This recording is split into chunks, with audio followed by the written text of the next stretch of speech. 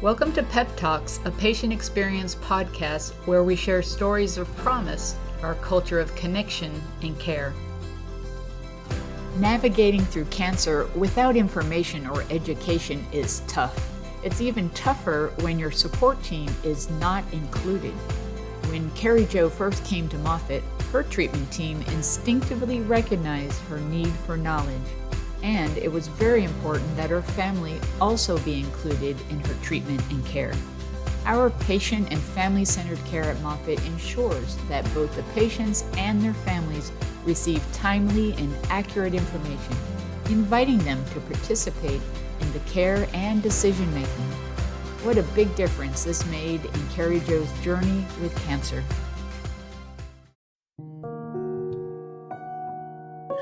My name is Kerrijo Ellis. I am a sister, a niece, an aunt, and a daughter.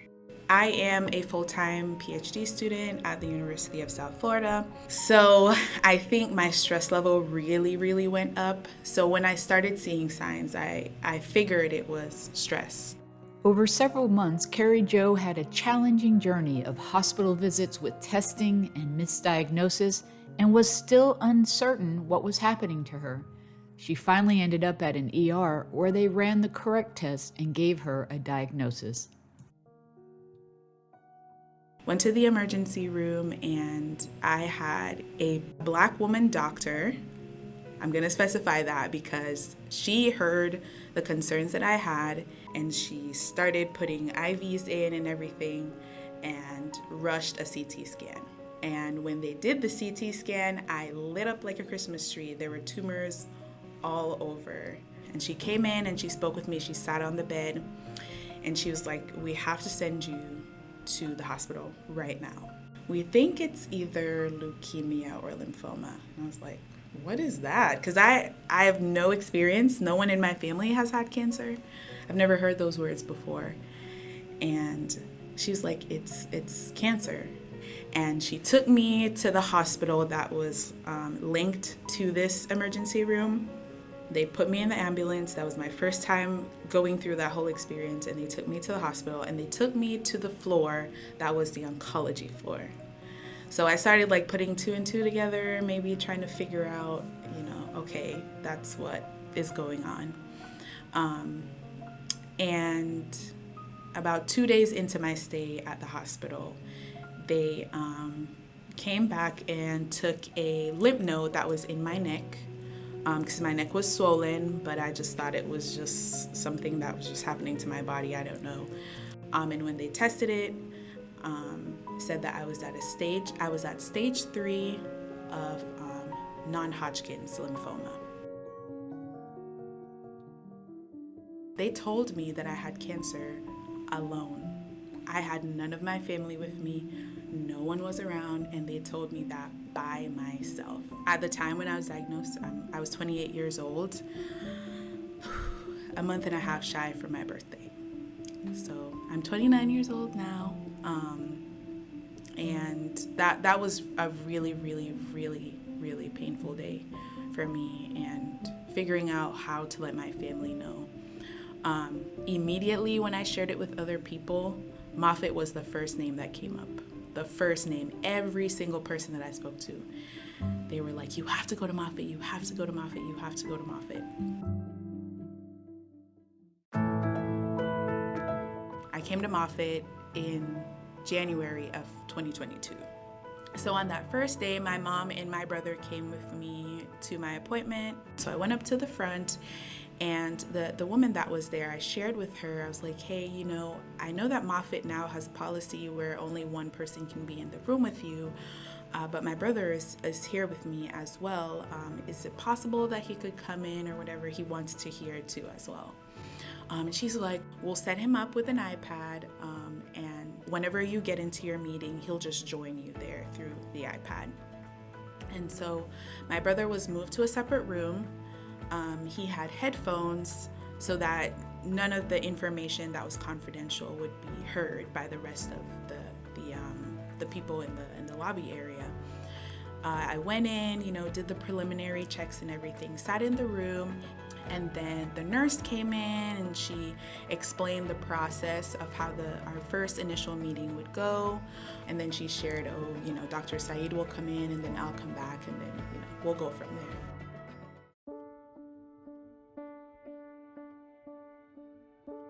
When Dr.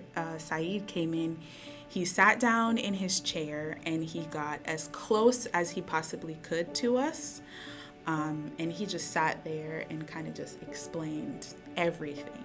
Now, I was in the hospital for 3 weeks. I didn't know where the cancer was located. I never saw one scan of my body, nothing. So this was the first time that I had seen all of that. So it was very informative. After talking to us and everything, at the very end, he said to my brother and to my mom, "Do you have any questions?" And I just remember how powerful that was, because they mean so much to me. That my mom and my brother was there and that they were able to ask questions about my condition. And Dr. Saeed he was actively listening. He was so attentive. And that was just powerful for me. And my mom still talks about it to this day, about that very, very first meeting that we had here at Moffit.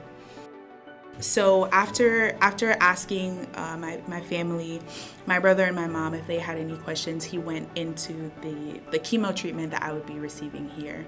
And he told me the name of it and so on. So he talked about it, and then there was paperwork that highlighted these things. And some of the things that stood out to me on that paperwork, the number one thing was fertility. The other one was neuropathy. Hair loss was one, and obviously knowing cancer, that's one of the things. He told me all of that before giving me the paperwork that has all the information on it for me to sign off on it too as well. So I had a chance to read those over before signing it as well. And after we talked, basically he was like, you'll have your first treatment and so on. And then he told me that his nurse would be coming in with some more information about things. He also did share too, which I think is important to note, for every chemo treatment that I have, because you have to do blood work before you do chemo and so on. He was like, you probably won't see me on those days. But like for the really big scans, like the PET scan or a CT scan, he said that, you'll see me on those days. I was assured that the team has all my information and they know everything about me. And so I'm in good hands. Having that information about the team and to receive all of that information about Moffit, for me, it was really, really, really important. Cancer is such saying the word itself just carries so much load.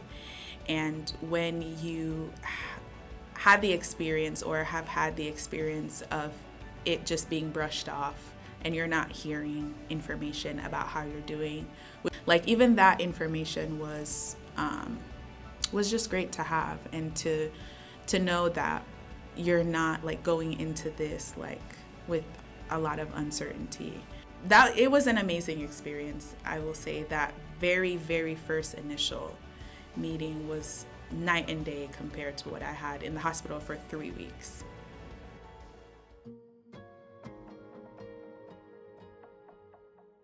I think for Moffit team members, I think it's important to remember the delicacy of cancer and just treating everyone like they're a part of your family, and treating everyone like they're close to you and that you're experiencing this devastating disease with them as well.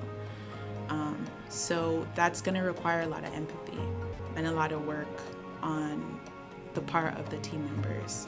Before a new patient comes in or have a reset, take a deep breath and just reset and think, okay, this is somebody else that has cancer or is going through cancer. Ask questions, those things matter. Starting like little mini conversations getting to that personal is also really important. And so yeah, just remember that there are people like you, somebody a part of your Moffit family. Having family members be involved in the process of the patient's cancer diagnosis is so important. I'll never forget Dr. Saeed speaking to my family like they were the ones that were also diagnosed. So it's so important to have them be involved in that process, because they will, become caregivers and, the people that are your patient's support system. And so they also need to know what's happening, what's going on too as well. And so everyone is involved in my cancer diagnosis. They don't have cancer, but they have cancer,